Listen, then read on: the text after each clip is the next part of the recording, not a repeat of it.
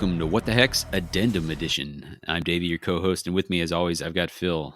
How are you doing, Phil? Hey, I'm doing good. All right, and on this very special Addendum Edition of What the Heck's, we have a guest who is familiar to, I'm going to say, 97.34% of our listeners, and that is Max Bernstein. How are you doing, Max? Pretty good. Reclining. Yeah. All right.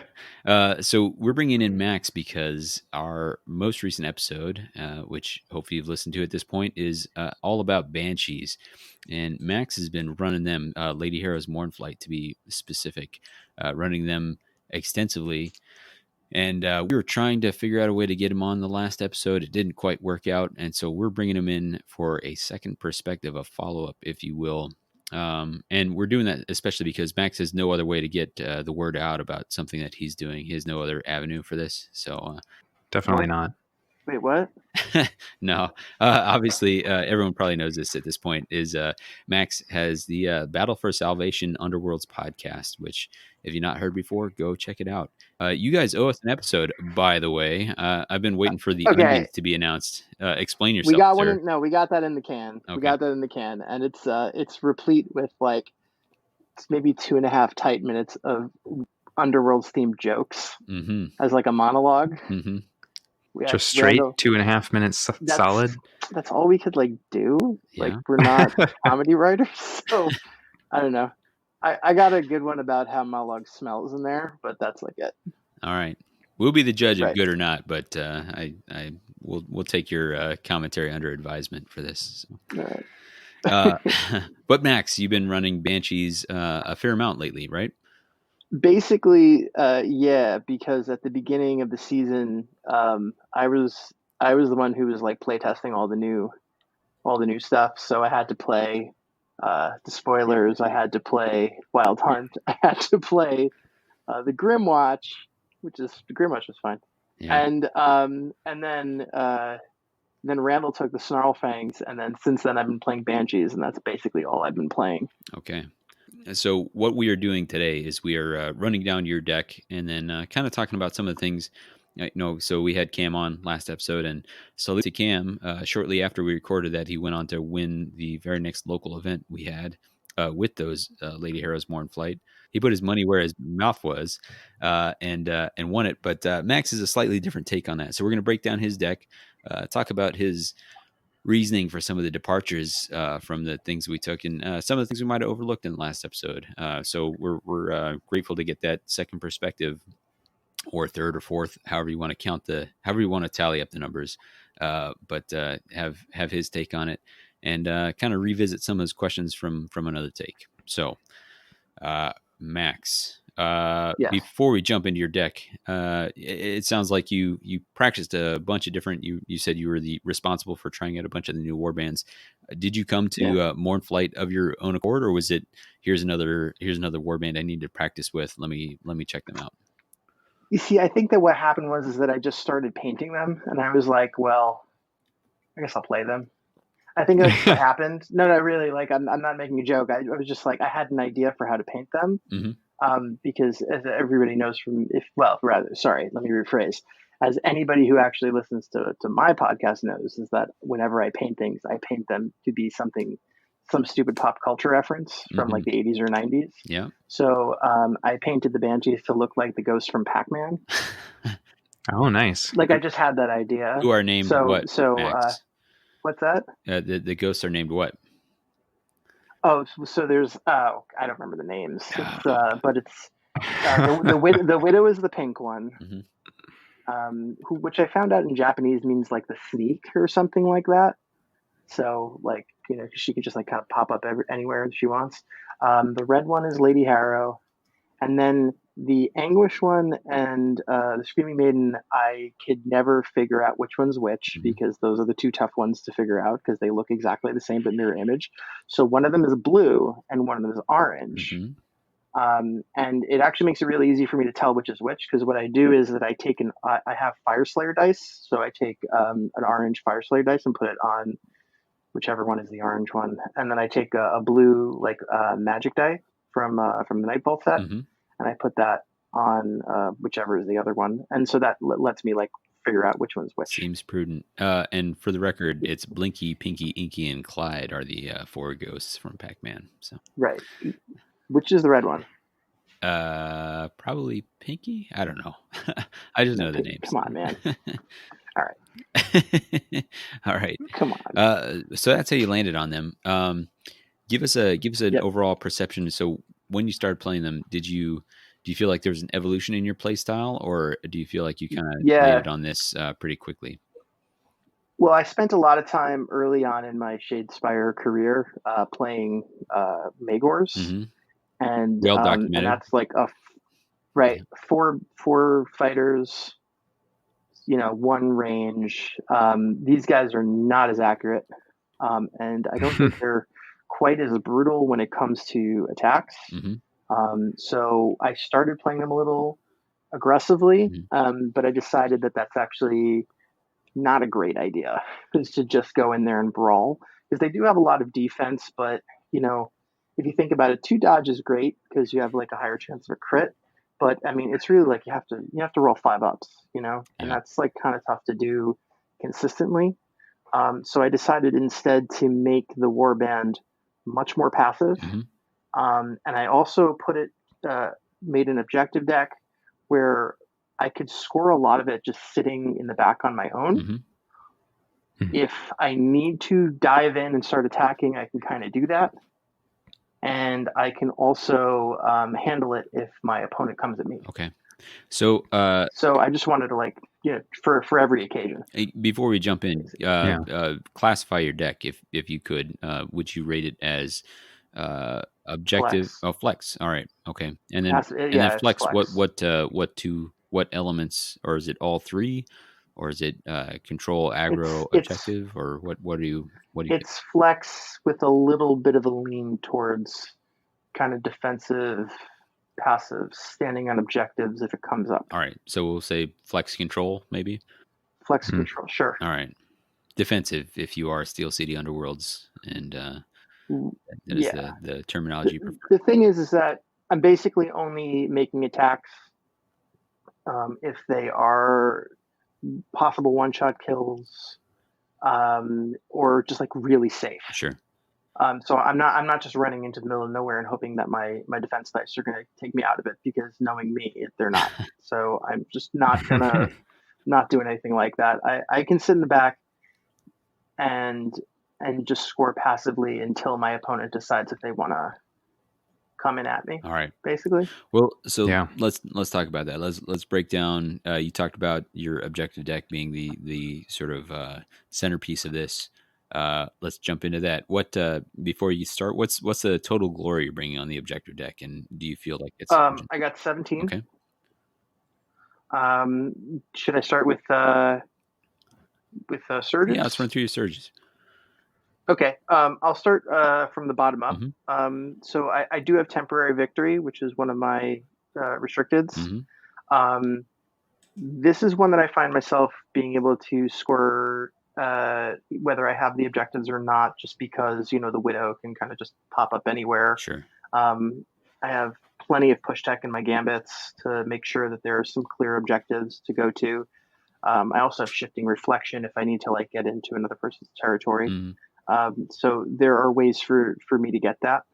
And you have the speed. I mean, you have the base speed. When you talk about speed 4 or inspired 5, you're getting there, and you're not worrying about lethals or blocked or occupied. So yeah. And I score temporary victory most games, but it is something that I might throw away, depending on the situation. But usually I don't. I would say probably 80% of the time I scored. Sure. The next one is Gather Momentum, which I really like because it is a duel. And because 5 is easy. I also have Spectral Wings if I need to do it when I have when I don't have an inspired fighter. And then on top of that, I might just score it accidentally from the combination strike way. Yep. And it happens all the time. So I really like Gather Momentum with this group. I'm going to skip around a little bit. Please do. I have Shortcut, which I think was different from Cam's deck. I don't think he was doing that. But he was. He did. He was. Yep. Yeah. I did listen to the episode, but I don't remember that. Okay. Sure. So I was listening to it in the car, guys. I mean, that's how it goes. Sure. But I do have shortcut because I have the Widow, but I also have Confusion and Shifting Reflection. So there's a lot of redundancy there. Yeah. So there's that. And that's an easy one. Sometimes that just pops up and I have Confusion and I just switch them, and that might just be like quick early glory. Then the ones that you need to have if you're playing this group, I think everybody knows, are One Will, Fleeting Memories, Inescapable Hunger. These are ways to get very easy early glory and start the train rolling, because all of them are things that you can do in the back by yourself before anything has happened. Like One Will, chances are you're going to get one of each. Sure. One odd, one even. If you have the 3 objectives, it's even easier. There are scant, games where I don't have that, and it's a little bit more difficult to score, but I end up getting it later on in the game when things get mixed up more. But One Will's so easy. Sure. I most of the time I just do it in the back before any of the my opponent's fighters have come to me. And then my absolute number one favorite thing is, and I just want to make sure, because just like the 2 Banshees where I can't tell which one's which, these 2 I can never remember which is which. Fleeting Memories, where you go through 2 objectives in a move, that's my jam. I get that in the first hand, I'm keeping that hand. Done. Because what you can do is you can take the 2, let's say you have 2 objectives, you can put them so that they're only like 3 hexes away from each other, or 2 hexes in between them, and then make sure that one of them is next to a starting hex, and then that Banshee just goes boop, step on the first one, boop, boop, boop, land on the last one, and you have it right there. Think of it as think of it as calculated risk, only you don't damage a fighter and it's not restricted. Like you get it for a move and that's it. So exactly. Yeah. And then, of course, Inescapable Hunger, I always try to make sure that there are some black hexes on my board, so I have something to run through and complete that.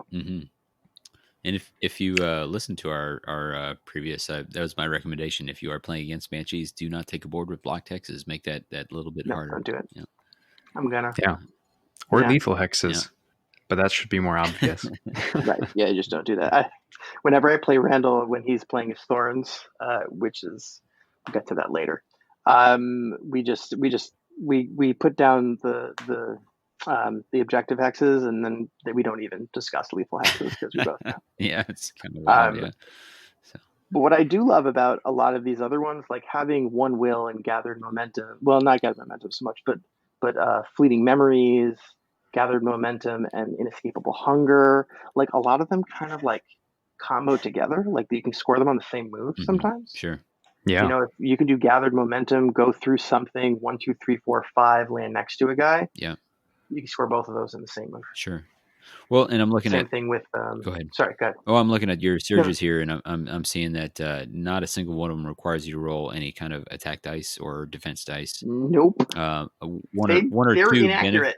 One or two benefit from like the random chance of what objectives land where, or like whether you have, but you are very much controlling on these ones. You're going to be able to do them regardless of what happens with the dice, which is a super big deal, and even more so with surges to get that mid round glory. Yeah, I'm not trying to kill stuff. I want to be able to score things without needing to do that. Definitely. I mean, I'll kill stuff if it's break down your roll good, but break down your end phase objectives for us. Okay, so I have fired up. Which usually happens, and if they don't present me a fighter to fly through, I do have Regal Vision and what's the other one, Blazing Soul. Yeah. So those are there. I've really gotten into the card Frugal lately. Sure.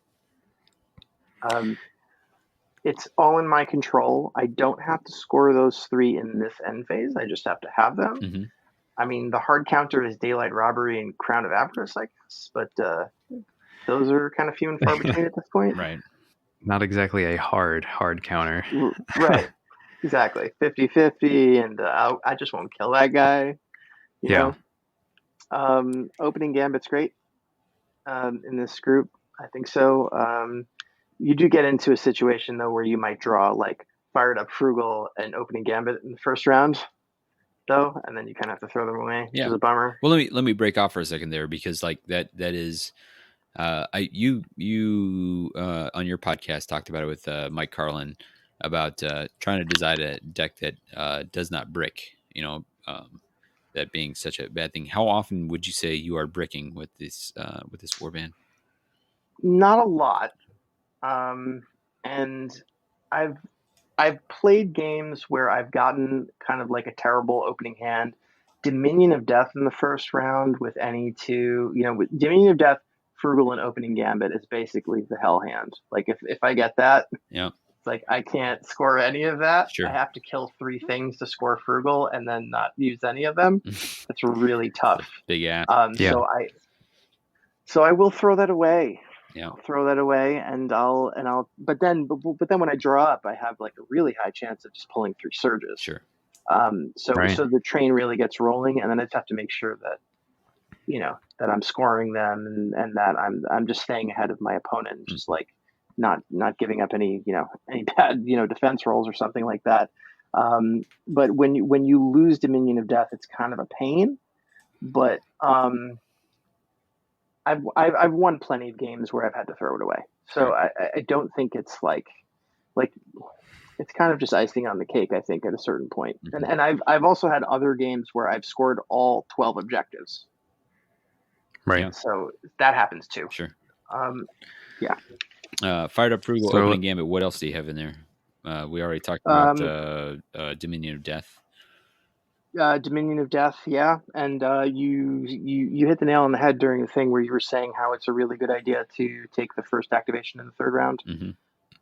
Very smart tip, and if you're playing against them, obviously, unless you're playing against me, please don't do that. But if you're playing against somebody else playing Banshees, make sure that you go first in that third round to make that more difficult for them, unless you're really far ahead on objectives for some reason. But yeah, Dominion Death it's a really good card. I score it a lot. It has definitely won me games. You just have to really manage that.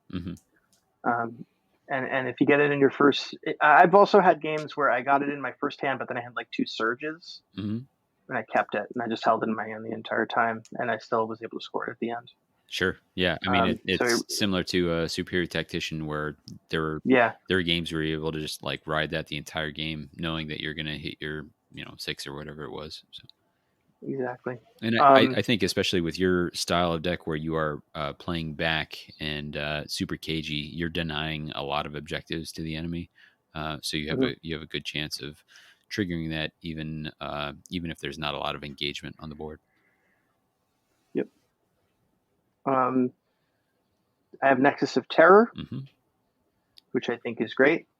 Hold more than the enemy. What's that? Just more than the enemy.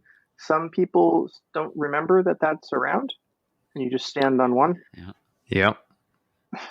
I love it in aggro matches. Yeah. Yep. And it's the best. Like Rippas with this, like they're never standing on stuff. It's super easy to score. Yeah. I was like playing these. I was playing the Mornflight as Rippas was becoming a thing, and like I would just plow through them. They can't keep up. We'll get into that later because that's like a matchup that I really like. I also like Nexus of Terror because I have so much push tech, and we'll get to the gambits. So it's actually decently easy to score, and I tend to score it quite a bit. The one card I never want to see though is Mischievous Spirits, which is like becoming a thing. Yeah, and I've been struggling a little bit. The one turn where they play that one. Can really mess me up, but then I know that I'm good for the rest of the game. Sure. Yeah. It's almost a relief to see it because you don't have to worry about it. Yeah. Anymore. Yeah, it's like when I used to see Quick Thinker with the Magors. I'm like, okay, now I know you can't do that. Yeah. Right, so no problem. It's like, oh, rebound's already gone? You're gonna trigger Phil right out of this podcast. So oh man. Yeah. Which one, Phil? Which is the one you don't like? Quick Thinker. Quick Thinker. Oh God, come on, man. That thing is terrible. My least favorite card ever. Yeah. Rebound is definitely my least favorite card ever, but I played a lot of Mollog. Yeah. Let's see, and what else I have? Oh, and then the one card that I keep like switching back and forth, and I don't know which one's better, is Ghostly Torment. But I would also have Path to Victory. Mm-hmm. And I used to play with Path to Victory, and I found myself like discarding it a lot. So I started because again I wasn't like interacting, so I wanted to go to Ghostly Torment, but that also I don't really score a lot because I don't interact very much. Yeah, they're both kind of tough to score, but I needed something a little bit more, like a 2 glory score. Sure. And just felt like I was a little short on base glory. Yeah. I don't really know what to put in there instead. So I've been playing with Ghostly Torment lately. Yeah, well, and I mean, like you said, the with all the push tech you have against anybody but ghosts, sometimes you can pick Ghostly Torment up just off of like your distractions and distraction clones. Just push people into lethals, and hey, there you go. There's some wounded fighters. Yeah. Oh no, they have to be friendly fighters. No, not the wounded ones. Yeah. What? Oh my gosh, Max! Oh, I've been playing that wrong. 2 or more surviving fighters that have 1 or more wound tokens. Only only friendly fighters have to be surviving. Yeah. The wounded fighters can be anybody. Yeah. Oh, I thought they had to be mine. No. Hashtag. So this card is even better than you thought. Yeah. Oh no, forget it. I'm just playing Ghost Torment from now on. Forget it. Just imagine I'm Maui dancing around, singing "You're Welcome" to you. Oh, no, that's right. This makes more sense. I couldn't understand because you and I had this conversation. I couldn't understand. I was like, man, I think it's better than Max thinks it is, and I don't understand why. And now I do. Now you know. I mean, I was playing Path to Victory for such a long time, and then I actually listened to your podcast. I'm like, all right, I'll try Ghostly Torment. Everybody seems to be playing it. I don't get it. It doesn't seem that good. Yeah. It's like, oh, wait a minute. Oh, okay. All right. I'll get back to you on that one. All right, sounds good. Okay, let's bring it on to Gambits. It's like, wait, what was that one where it was like, what was that one where like everybody thought it was a good card, and then you realized everybody had to move? Oh, it's a Run Ragged. Run Ragged. Yeah, it's like that. Like I definitely didn't read first read that and was like, this is so bad. Yeah, and then I had to tell people who I was playing, like, no, you can't score that. Yeah. And they're like, wait, what? And I'm like, yeah, no, you don't score that. So it's like that, but backwards. Yeah, so much better. Yeah. That's way so I do wonder, and I think I know, but just so that we get your thoughts here, why no combo strike? Oh, that was bricking me so hard. Okay. I just personally have had a really bad situation where I'm just combo strikes in my hand, should be fine. And I just never happens. I don't know. It's just me, and it's like bad dice, bad card draw. Sure. No, that makes sense. It's funny. That's it. I mean, just had bad experiences with it. And so I think you've taken the safest route, basically. I think if there's any deck that is okay to do combo strike, it's one like this, which has a bunch of surges which don't care about dice and which kind of don't care about where the boards are at. But I think you go the more conservative route if you can, and that is leave it out if you can. And I don't know if you guys, I know Phil, you did listen to the latest Path to Glory, and Jonathan talks a lot about like trying to build Shadespire decks and finding that he keeps including combo strike. And I think it's the decks that are more starved for end phase glory that are bringing combo strike because it is a riskier choice. So. Yes, definitely. Yeah, I mean, for me with combo strike, the scoring of surges is not the problem; it's the drawing of surges. Sure, totally. Yeah. But lay your gambits on us here. Okay. Regal Vision, 9 times out of 10 is on the Widow.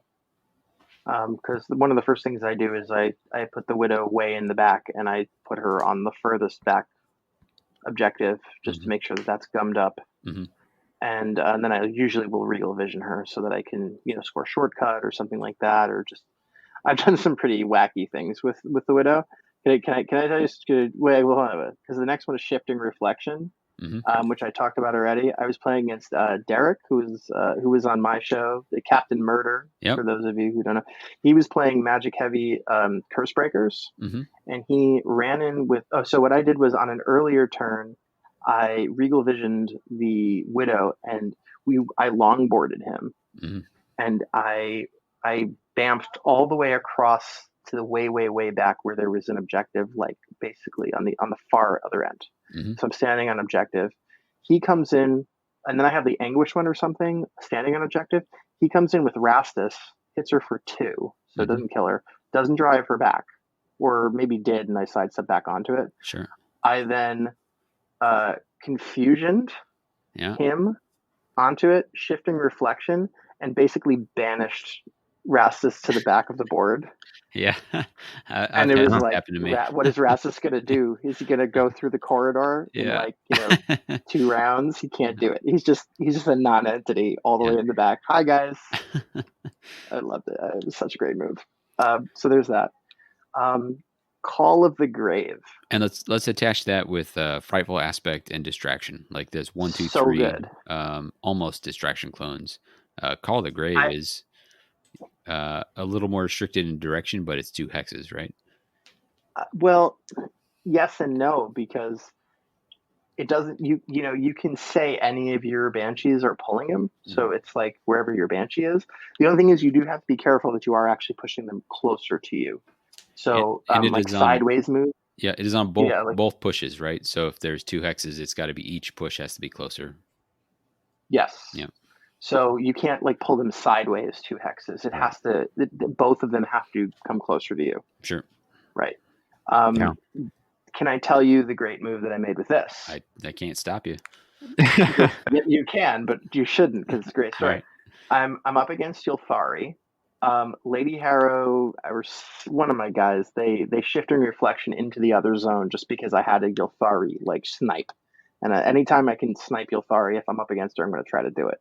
So I flip Lady Harrow into their zone, standing on an objective. I may have sidestepped or distractioned them closer together so I can just get a hit without a charge, and I did that. No, I didn't. It was probably a sidestep, and I'll tell you why. Okay, so then, and so I go after Ylthari, and I attack and I miss, and I attack and I miss, and I attack and I miss, and it's like round ends, we score. I draw back up. I draw a Call to the Grave, Distraction, and Frightful Aspect all together, and I didn't really notice it at first. Now, what I forgot to tell you, sorry to set this up, is that the board that I chose was the Molten Shard Pit. Of course. Yeah, presumed. Yeah. And it was just and it was diagonal setup. This is all happening on the midline. You can see where I'm going with this. Mm-hmm. Yeah. And it was just like I pulled them up, and I'm like, I guess I better attack Ylthari again. And then I look down at my cards, and I'm like, wait a minute. Not necessary. And I just took used cards. I yoinked Ylthari into me and just stirred her around in lava. Yeah. Until she died. Yeah. It was amazing. And Randall rushed in from off screen and did a leaping high five to you. Yeah, it was. Well, actually, he had already beaten me earlier in the tournament. Oh, all right. So, yeah, we'll talk about that in a minute. All right. So we've got Regal Vision, Shifting Reflection, 3 pseudo distraction similarities, and then what else? Confusion, Sidestep. Mm-hmm. I have 11 gambits and upgrades, which is kind of my MO right now. I can't get most of my decks. I just can't decide what to throw away. And I say, you know what? These are all good cards. So 11 and 11. Mm-hmm. And sure, just play with that. I have Spectral Wings, Frenzied Search, because just to get through the deck a little bit. Mm-hmm. Restless Prize. Yeah, so basically everything for the gambits. There's no dice or attack modifications because again, that's not the focus. Sure. So I'm looking at your 11, and you have Frightful Aspect. I'm sorry, Echoing Spite, which is a if you miss attack Echoing again. Spite. But you've got Echoing Spite, so like attack again, Regal Vision, which is Inspire, and then other than that, it looks like so Restless Prize, which is card draw. So those 3, but then the other remaining 8 are all positioning, like they're to change board state purely through fighter positioning, which I think speaks a lot to the strategy of the deck. Yeah. But let's kick it over. Yeah. Let's kick it over to upgrades. Okay. Well, so Oh, I sure. do have one other question. So I'm curious. I think it's called Chilling Scream. Is the one that's basically no time but better. I do dig it. Uh, I'm I played with curious it. why. Why I not in the played. deck? I played with it initially, and I did a couple of great moves with it. I just found that there are so many instances where you want to do that. That to if you just do it once, your opponent's just gonna do what they were gonna do next turn. Mm-hmm. So the only time when I really got a lot of value at it is if I could smell supremacy, or if I could smell like temporary victory or something like that, like coming. But besides that, it was really hard to tell when to use it. And I mean, like, I feel like I'm a good pilot, but I don't know if I'm that good a pilot. Like, you really have to kind of feel your opponent. Like, what are they going to do? Yeah. And that's good. Like, and I would say like 20% of the time when I had it, like, I did something really disruptive with it. But the other like 80% of the time, it's like I didn't really know when to use it. Yeah, I think that's fair. I do think that your point of knowing the when you can see like a supremacy or something coming feels like a scenario that comes up a lot right now. So it is one thing that I wondered about. Um, but definitely makes sense. It's a hard card to play, so I can understand not taking it as well. It's also good because you get to still play power cards, but I mean, again, I found it not a reliable enough thing to have in the deck. Um, Upgrades. This is where I have all of my like stat increases and decreases. All right, so upgrades. Yeah, lay it on us. Upgrades. Okay, so this is where I have all the stat increases and stuff like that. Basically, the entire thing. Yeah. So it's Potion of Rage, Sudden Growth, Blazing Soul, which I mentioned before, Spectral Armor. Spirit Bond is great on the lady Mm-hmm. when she's trying to kill stuff. She's got a lot of And offensive and defensive dice. That's the ideal target for this kind of card. Yeah. yes. Swooping Dash, I really do like. Um, you pair that with Spectral Wings, and you can get one of these Banshees to go basically across the board. Mm-hmm. Veil of Grief and Great Fortitude, because Tome of Vitality is now restricted. Yeah. Rip. Yeah, I know. Great Strength and Sing of the Orgrub, Mm-hmm. because those Okay. can be my +1s. Because to get the lady up to 4 is like really important, and one of those usually pops up. Yeah. And then Survival Instincts, because it's just good, and you do want to stand on stuff and have things not die. Oh, So I sure. find myself Sorry, go ahead. No, I was gonna say it's absurdly. I mean, it's like ideally designed for this warband, which is rolling multiple dodge dice and wants to remain on particular objectives. Like, Yeah, what more do you want? yeah. Another thing is that a lot of these are defensive. So Sudden Growth, Spectral Armor, Spirit Bond is both. Veil of Grief, Great Fortitude, Survival Instinct. So basically, what I'll do is that I'll look at board state, and when I see an obvious attack, I'll load up that particular fighter with stuff to get them out of one-shot range, make them harder to kill, whatever it is. And I'll also sometimes use the push tech to keep the distance, and so that those particular fighters can't get close enough to make that kill. Yeah, definitely. So that is the overall rundown of the deck. We've had some along the way, some sort of anecdotal tales of how they've done. Talk to me. So your style is, I think it's fair to say, and you said this yourself, perhaps a little more cagey than Cam's, Mm-hmm. who we had on for the main ep. Um, Yeah. uh, Based on that, what matchups do you like to see, and what matchups do you find more challenging with heroes in general, but specifically your play style? So with my play style, I've found success with basically anything that's trying to run at me. I love fighting gun dwarves. Love. Okay. If my opponent Interesting. has gun dwarves. Sounds like a Because match brewing for you and Davey. Yeah. what's that? Yeah, I don't know. Well, I don't know. I played 2 Vassal League games against gun dwarves and won them both pretty handily.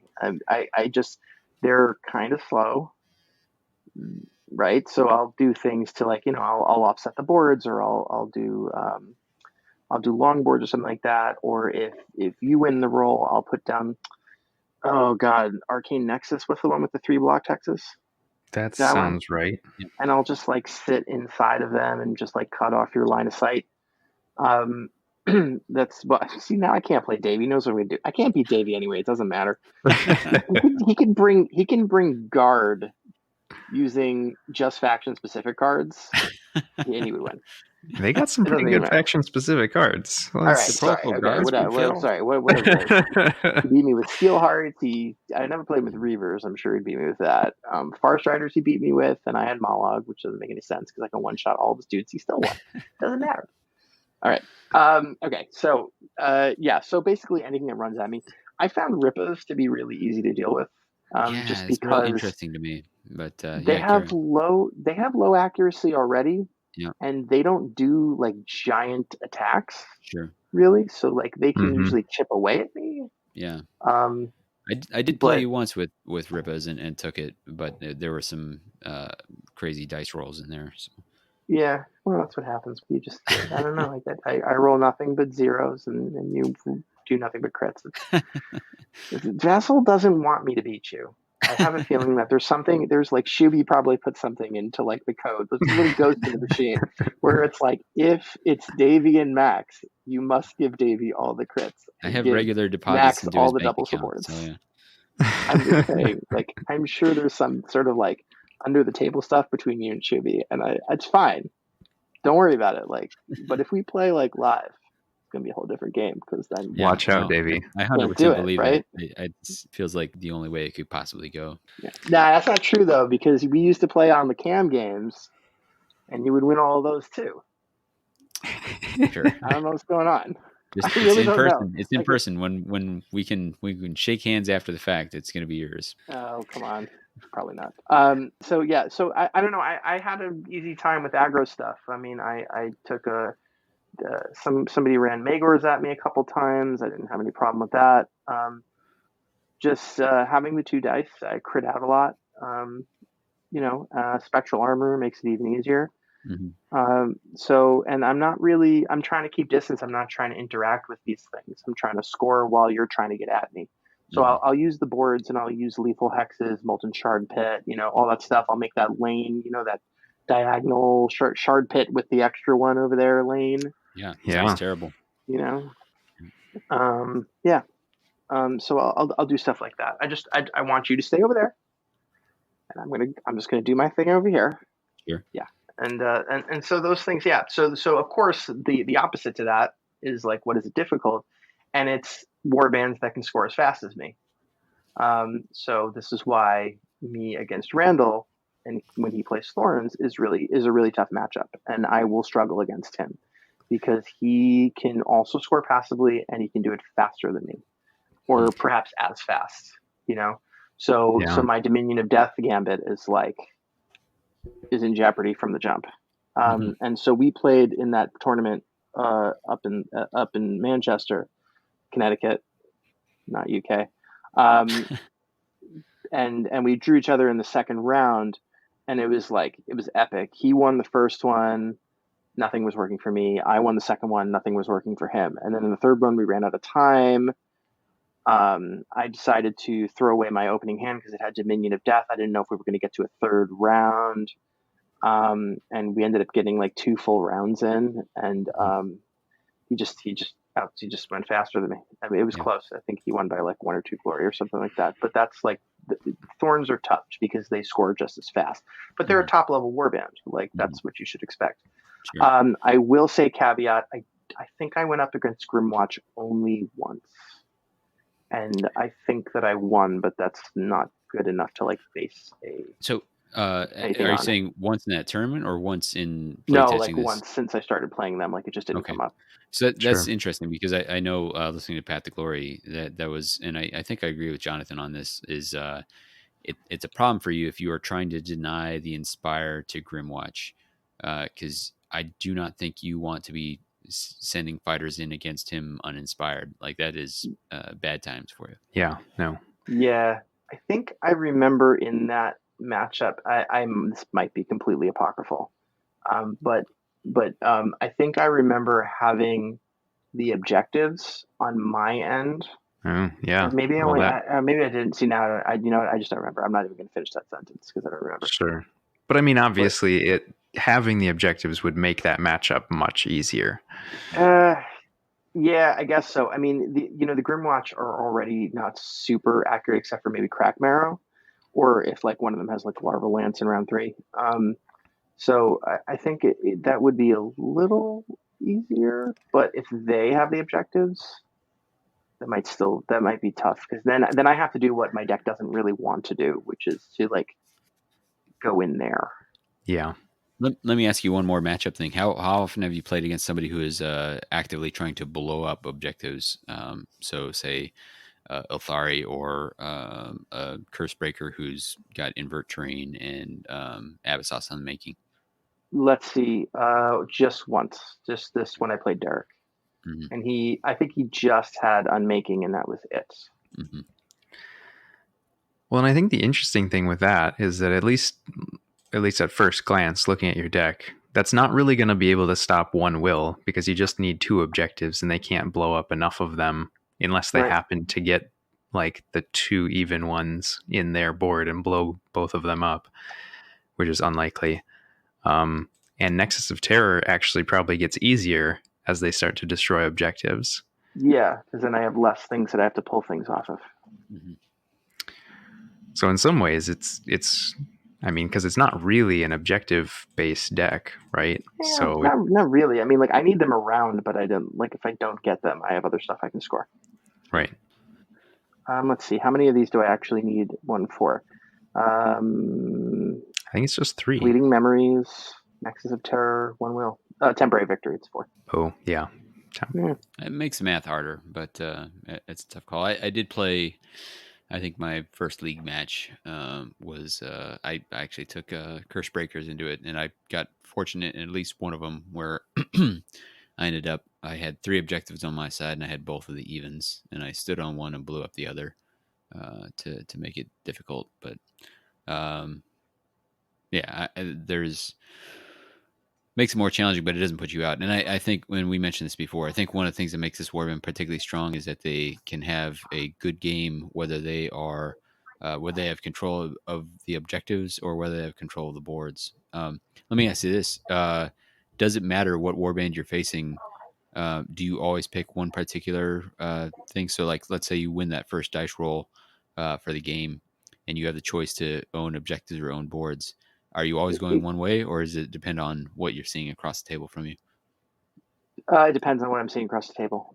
If I'm playing in aggro, I might actually give them the objectives so that I can set up the boards and longboard them or diagonal them or shard pit them. These are all verbs now. But if I'm playing against an objective warband, I will take the objectives. Fair. Yeah. Just so that, let them put their little chain rasps closer to me. I look, if I play Randall and I give him the objectives, like, what am I doing? Like, he's gonna supremacy. It's like I can't do that. Like, I have to take. I feel like I have to take the fight to them, which is a little bit more difficult with the way that I have it set up. But I think it's like if I can get a couple of surges early and I can put some upgrades on things, it's easier. Sure. So I just have to I have to play it a little bit, but I feel like the deck can flex into that, into being more aggressive. But it's not my number one choice. It's my plan B, definitely. It depends on the matchup. Yeah, well, and I think that having that flexibility helps you in the Thorns matchup because their chain rasps are easy targets, right? Yeah. Even with my low accuracy, because everybody does at least 2 damage to start. Mm-hmm. Right. Well, so Max, at the risk of extending this until it is the length of our main episode, I think we're about to wrap up this addendum. Do you have any other thoughts you'd like to share with about Lady Hero's Mournflight? Just that everybody forgets that you can push the lady when she's inspired. Yeah. Like, I never remember either. You said that on your episode. I'm like, yep, yeah, I know, I remember that. I don't think I've ever done it. And I think that there are some cases where it may have like helped me or won me games, and I just didn't do it. I mean, I can picture scenarios where you score temp victory off of that easy of a push. Like it's Yeah. it's Yep. nuts. Yep. Yeah, I just don't remember. Yeah. Protect the widow, and Hmm. if you're going up against them, try to kill the widow because Yeah. she's sneaky good, and I think just like a lot of the other parts of success is just like just like piloting skill. I mean, like I'm not tooting my own horn, but piloting skill has a lot to do with it. I think that if you're a good pilot, this is like you can do a lot more with this warband. I don't think it plays itself. I guess is what I'm saying. Whereas other ones do. Monologue in its day played itself. Grymwatch to a certain extent plays itself. But Mournflight, I wouldn't do it as a beginner warband because I think it would be if you don't really understand like positioning, it's a little bit tougher to play, especially the version that I have. But for people who are a little bit more experienced, and you like to play like the positioning game, I think this is the way that you could go. Phil, you got anything else we want to hit? No, I think that's all some good content there. All right. Well, let's wrap this up. If you're not already doing so, you should go listen to Battle for Salvation Underworld's podcast. Give them a like, a subscribe, etc., etc. They have a Facebook page where you can follow their content as it comes out. For us, it's themortalrealms.com is our webpage that has all our network's content. And we have a Facebook page as well where you can see as we post things up. You can get in touch with us at WTH or at WTHcast on Twitter or what the heckscast at gmail.com. Max, if somebody wanted to hit you up, where would they get you? Battle for Salvation Facebook page. We if anybody DMs us, we usually get back pretty quickly. But that's pretty much it. Fair enough. And one thing that we like to do on this podcast, and Max, you're a music fan, we like to give you recommended listening. So, Max, I've already given my recommended listening for Banshees. What do you got for this? Oh man, I just looked up everything that I got that's got the word ghost in it. Let's see, Ghost World by Amy Mann, Ghost Train by Counting Crows. Uh, let's see, Anyone's Ghost by The National. Owen's entire record called Ghost Town. Giving Up the Ghost by Radiohead. Attack of the Ghost Riders by Ravenettes. And of course, As Your Ghost Takes Flight by Saves the Day. All right. Thanks for making me put all those links in the show notes. Cool. You can edit that out. No, it's staying in. I know some of those, but not all of them. So I'm looking forward to checking them out. But Max, Cool. thanks for making the time, chatting with us. We're looking forward Absolutely. to seeing your next episode whenever it happens to drop. I think the onus is on Randall. Is that right? Oh, totally, completely. Yeah. I'm, All I'm, right. I'm, I'm, Blame I'm pushing the Randall. buck. Yeah. Oh, and by the way, Davey, thank you for being on an episode when we did the Snarl Fangs recently. And if anybody wants to hear Davey not quarterbacking, come and check out Battle for Salvation's last episode, and you'll see him being, I don't know, like a wide receiver or something. Sure. Yeah. Without all my invincible armor, I was not the one who got to edit it, so I couldn't just. You get to hear me without all my tricks of making myself look good. So sound good, There you etc. go. All right. Thanks everybody for listening. For What the Heck's, I've been Davey. This is Phil. Oh, Dancing with the Ghost by St. Vincent. This is Max.